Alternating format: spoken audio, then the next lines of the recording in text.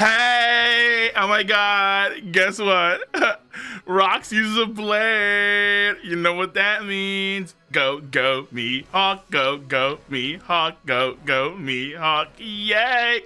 Kill me. Picture perfect rendition of the modern day Mihawk stand. Even if it's Goldie Roger, we'll throw in Whitebeard because he has a name blade too, a fame blade too. Doesn't matter. If you wield any sort of blade, Dracula Mihawk stands. You know what that means. Oh my God, you know what that means. Yeah. Hey. No! Mihawk stands are getting really desperate. It's bad. It's bad. I'm in no mood. Because the latest chapter of One Piece dropped, 11:45. What happened? Well, nothing involving Mihawk. Nothing. Not a single thing involving Dracula Mihawk. However, Rox the Zebek. That's right. That's how you say it. Yeah, that's right. He's there, silhouetted out. We find out that Loki wanted to join his crew. Loki as a character, raising in the totem pole of importance. Rox, more character for him. Cool. Even though it surprised Whitebeard, and even though Loki is a child, that little girl is a child. Take out my trusty sword, my blade, my gatito blade, and thing! Even when it was a kid, albeit a giant with ancient blood, I digress, a child, he still just Sparta! Gave him a good old stabbing session. If you come at the king, you better not miss. Or you're a kid, better not miss. Better not miss. So Rox, his mentality on display, interesting. But the spin cycle on X, on Twitter, never ends. Like the dreams of men. Blackbeard, what is it? That's right, they never end. Not anytime soon. Because we're on Elbaf. I'm guessing it's gonna be a pretty long arc. We got at least 2.5 more years on Elbaf, minimum. That's my guess. That's my guess. That probably means we won't get to Mihawk anytime soon. And I do want to see Mihawk in action, but I'm also content with just waiting to see Mihawk versus Zoro as the next and last time we see Mihawk in action. But I know in the process that it's going to be a little, considering how I'm doing a video, maybe not a little, but it will be somewhat annoying that you're gonna have a lot of people, Mihawk, Mihawk, Mihawk, Mihawk, Mihawk, Mihawk, Mihawk, Mihawk, Mihawk, but I can understand why. And that's why I'm doing this video, because I get it. Mihawk as a character is a cool character that is important for a cooler character in Zoro, and Zoro stands are very abundant. And Oda understands Zoro's role. Zoro's a badass. He's there to cut you down. He does hit a lot of those edgier notes undeniably, without a doubt. And I think that Mihawk being his goal, you want to see him more in action, particularly when a lot of the world is moving. Consider the fact that we have this very important panel in 1121, where you have the face of what I think are the prime movers of the final saga of the series. These are the folks that are going to make the biggest moves in the story from here until the very last chapter. You have a Kainu, Monkey D. Dragon, a nameless, faceless person, which is probably at this point in time, Shamrock Figureland. Then you have Emu, you have Kobe, you have Kuzan, you have Figureland Garling, and you have Sabo. And on the top, you have the 4 current emperors of the sea. You have Shanks, you have Luffy, you have Blackbeard, and you have Buggy. You don't have Mihawk. That, I think, is very telling of Oda's mindset for Mihawk moving forward in the story, where Mihawk will not be getting the shine, the love that many of his stands want in terms of time and focus. Mihawk will be, of course, a fight for Zoro in the future. When that's gonna happen, how it's gonna happen. Like, for example, let's say, will it be on land? Will it be on sea? Our location on the red line? Will, let's say, be instead near Live Tail? Will, let's say, be during a Davy Back fight?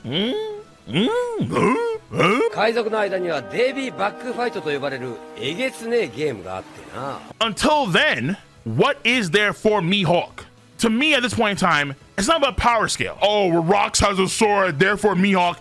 It's not about power scale, I think, but more so it's about the desperation to get a character that when he made moves in the pre-time skip, they were shocking, jarring, intriguing, right? When Mihawk made moves in the pre-time skip, a very mysterious, almost like a shadowy vampiric sort of figure, like talking to other warlords and Sengoku, they said it was very rare for Mihawk to show up to these events like that. Very, very rare. Him talking to Shanks, him at Marineford, him making that first move on Whitebeard and Company. When Mihawk does something, eyes are open like it's Mihawk, Mihawk, Mihawk, Mihawk, Mihawk, whoa, Mihawk, Mihawk, Mihawk, Mihawk, Mihawk, rightfully so. But ever since the New World, it's been like, Please. I mean, we got Emperors of the Sea doing their thing.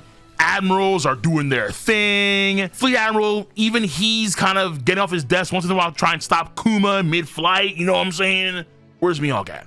What's he doing? Mihawk right now has, you can argue in some ways, really lost his standing, his position for other characters like Darling, like Emu, like Blackbeard, where they're also making mysterious, odd, insane plays that right now we can't comprehend fully, of course. Copious amounts of intrigue, but not that much room for Mihawk now, and I think it's because right now, Mihawk is settled in. In the pre-time skip, it's what Mihawk wanted to do, and why he wanted to do what he do, that intrigued us. But now, he's stationary. Now he's sedentary. I'm standing up right now. My chair's over here. Boom. Okay? I was Mihawk in the pre-time skip. I'm moving around. I'm doing stuff. What's up? Yeah. I'm over here. I'm over there. I'm over there. Boom. Okay, we see you, Mihawk. What are you trying to do? Shh. You don't need to know. Woo, okay. Mysterious as the dark side of the moon. Post-time skip. Nah, you know what? I'm good, Chief. Let me know when the final saga's here or something, and then, you know, I'll fight against Zoro. I'm gonna lose. Yeah, that's it. I'm good. This is Mihawk. He's doing nothing. Nothing. And we know he's doing nothing. And that's why I think a lot of Mihawk fans are getting really desperate. They're like, bro, Rocks has a sword. Rocks has a sword. Buggy has to do something. And I think that's what's going to be the key thing here. It sucks to say, well, maybe not sucks to say, I suppose. In fact, it's quite interesting. Buggy is the prime mover for Mihawk and Crocodile. In the future, there have been a lot of takes, and I love these takes for sure. Buggy will have a grand scheme to try and match the other moves of the Emperor. Shanks taking out Kid, the world knows about that. You have Monkey D. Luffy and company doing what they did on Egget Island. The world knows about that. Then you have Blackbeard taking out Law. And also Laffy is on some crazy op mission on some shipping yards that could be involved with the Marines or the Rev. Okay. And Caribou is trying to give Blackbeard the 411 on ancient weapons. And Luffy right now is on El Buff, and God knows what's gonna happen between him and the Holy Knights with the Z. Holy Knights, okay. And Shanks, Bartolomeo's out of the way. Yes, I'll click. And Luffy wants to see Shanks, and Shanks is already getting comparable gas to Joy Boy. So everyone is doing something, and the world's on watch. What's Buggy doing? We don't know.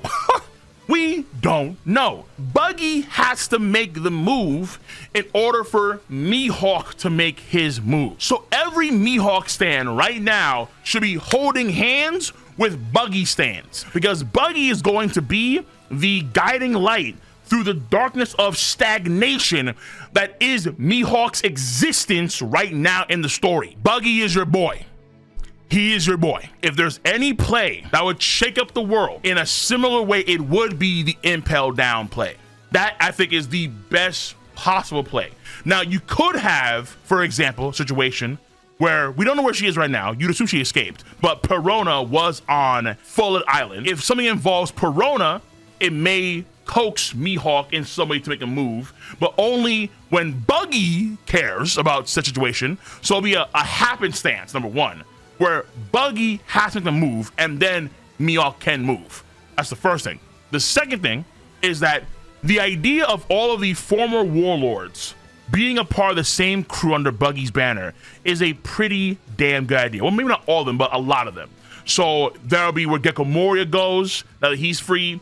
That'll, let's say, be where Weevil goes if he's freed, and Doflamingo. They all go under the banner of Buggy. And this is where we do get, let's say, potentially a Mihawk moment in the future, where if we don't, let's say, get a Buggy raid on Full Island for maybe Perona or something important to Buggy and Crocodile and so on and so forth. And if Buggy does make that play, if they do go to Impel Down, then, I mean, obviously,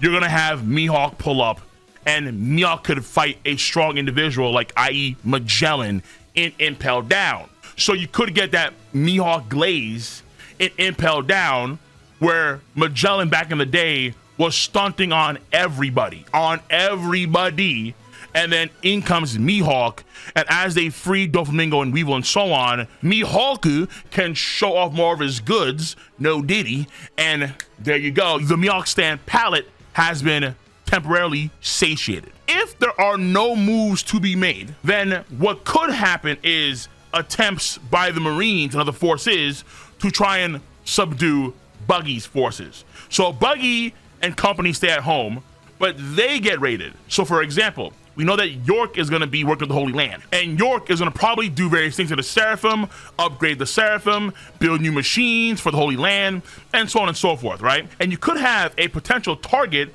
on Buggy's head by the World Government and the Marines to try and test out York's new equipment, new technology, test out the Mother Flame, things of that sort. The other Yonko are doing X, Y, Z, or they're more established. So Blackbeard's more established, obviously, compared to Buggy. Shanks is way more established at this point in time than any other Emperor of the Sea. Luffy is MIA and Elbaf at this point in time, potentially. And they already tried to deal with Luffy and they failed on Agate Island. So that leaves Buggy as the odd man out in some sense here, where they do send forces after Buggy to try and test out some of the new technologies and so on and so forth. And then that's how you get Mihawk on the move. Now we're playing Castle Defense, and Mihawk is one of our ballistas. Yeah. The third thing would be tying this somehow into finding the poneglyph rubbings. I hate to say it. I hate to say it. But Buggy will somehow, some way make his way to Laugh-Tail, or damn near Laugh-Tail. How is he going to get to Laugh-Tail? He could just somehow, through causality manipulation like Griffith in Berserk, he could somehow stumble across Laugh-Tail, where most every other character, maybe aside from Shanks, most every other character had to go find poneglyph rubbings to get to Laugh-Tail. How is Buggy gonna do that? Mihawk could be on a solo mission somewhere to get a poneglyph rubbing, if he's actually willing to do that, which is pretty rare knowing him. But in the process, could run into some threats, and then we go from there. There are ways to get Mihawk activity. Maybe within the next 4 years, 5 years, 6. This is before we have a Zoro versus Mihawk fight, which again, I am content to just have that as the next Mihawk moment. And that's it. Mihawk, the former Marine hunter, there is potential to have a lot of depth for his character. What happened in the past, bro? What happened to you? What have you been through to be called Marine Hunter? Did you have family that are part of the Marines and they were betrayed? Does it involve world government? Emu, and you have the same eyes, maybe we do lean more towards world government stuff for him rather than say pirate stuff temporarily before we have that Zoro Mihawk duel. Holy Knights, right? With the Z, they could have some involvement with Mihawk too, if he is related. The Dracul family could be an actual family that lives in the Holy Land. And then that's you get Mihawk involved, because the idea is that you have Buggy sit on the true throne somehow. So if you have Luffy and let's say Dragon be involved in Holy Land stuff, Figure Land family involves Shanks too, Buggy tries to tail Shanks, and then boom, now you have Mihawk involved too, as well as Crocodile. Things can flow in a pretty interesting direction from there too. Absolutely. But let me know. Let me know how you can perceive the future for Mihawk in the future. Let me know your stance on the subject matter at hand. I'm gonna catch you guys and gals on the flip side. Be easy, stay safe, have a nice one. See you. Bye bye.